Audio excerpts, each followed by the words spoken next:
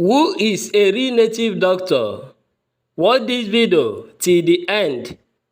A DIBİA in Igbo culture is a man or a woman with vast knowledge of nature and spirituality. In some cases, they are called the wise ones, great ones, the eyes of the gods, or doctors, which is the literal meaning of the word DIBİA in Igbo language. In this knowledge, most people are divinely chosen to be a DIBİA, and sometimes also can be learned by being around or serving as apprentice to a well-rich in knowledge DIBİAs. There are several branches of being a DIBİA.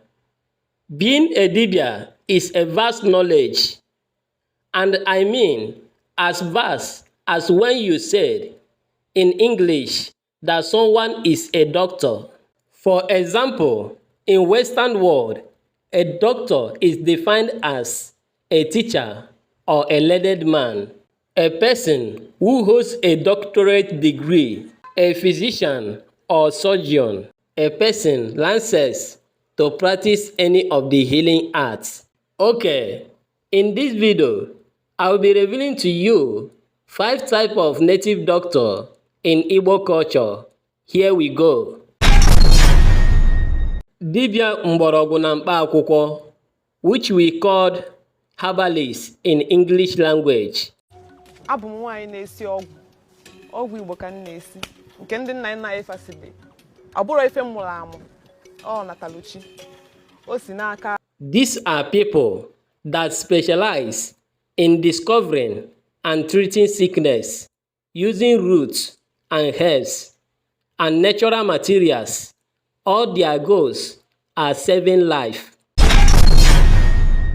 Ezemo, chief priest of an oracle. They are also being referred to as the mouthpiece of the gods. These are another set of people which we refer to as DIBİA. They serve as mediators between the people and the oracle.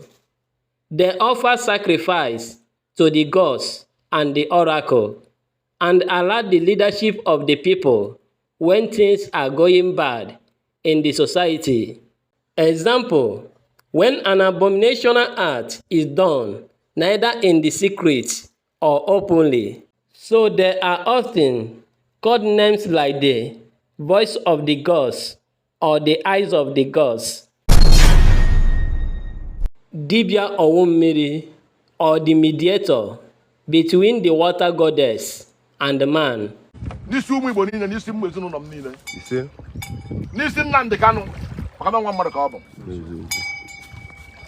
These are special sections of DIBİAs whose work are often reaching out to the river goddess and gods, helping people with issues related to water spirits like Ogbanje and Iyowa problems. They can offer sacrifice and intermediate between the person involved and the spirit in order to bring solutions. DIBİA Mgbafa or Mgbansi, which in English can be referred as diviners.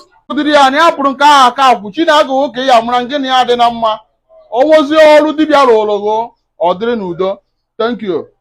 Soothsayers or the fortune tellers. These are specialists in every spiritual inquiries.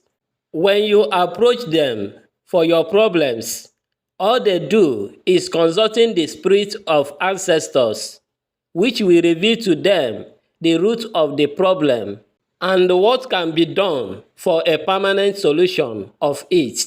Sometimes, due to they have limited powers in solving problems, they might direct you to a higher power or can also go in your name. And at the end, the goal is to get the solution. DIBİA Nhammiri, or rain doctors, as English calls it. These I have mentioned so far are all in the same field of being a DIBİA. Rain doctors are the people that possesses the power to control rain and wind. They can cause wind to blow, make it rain, and can also make it to stop raining. There are only people that possess the natural or spiritual knowledge of doing this. Sometimes, among them, there are ones that only have the power to cause the wind to blow, shifting rainfall from one direction to another, or stop it from falling at a particular location at a particular time. That is ịchụ mmiri. Some can only make rain to fall. That is ịha mmiri, but cannot control or stop rain from falling. But there are those that have the power to carry out both. That is ndị na-achụ mmiri ma na-aha mmiri. People are divinely chosen by the Spirit to serve them on various fields, and one can also acquire this knowledge by staying close to a DIBİA or serving as an apprentice to a DIBİA. Though one person sometimes can divinely be blessed with all of this knowledge in one. But I want us to have this understanding that there are differences in them.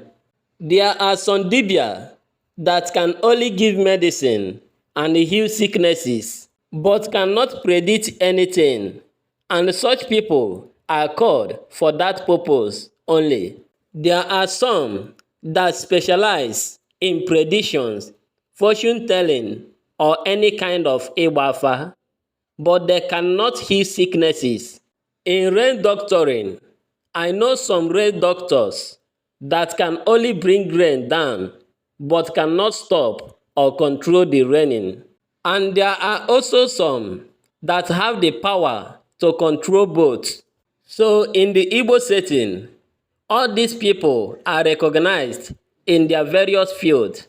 This teaching becomes very important, not for just to the ordinary people, but for those who are operating as DIBİAs today in and around the society, because some few bad eggs have destroyed the legacies of our ancestors in this field.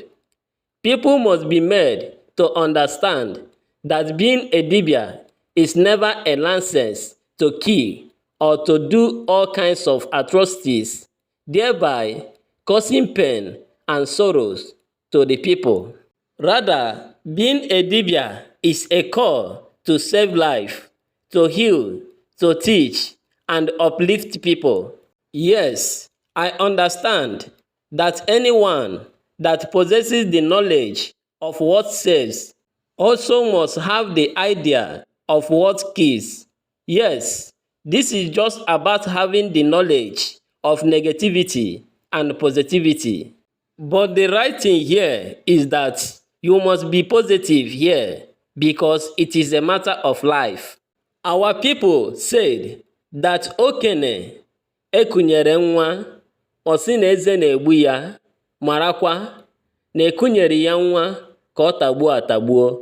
Yes, this means an adult who a baby is given to and she is complaining that she is having toothache should be mindful that the baby was given to her not to be beaten. This is just a proverb.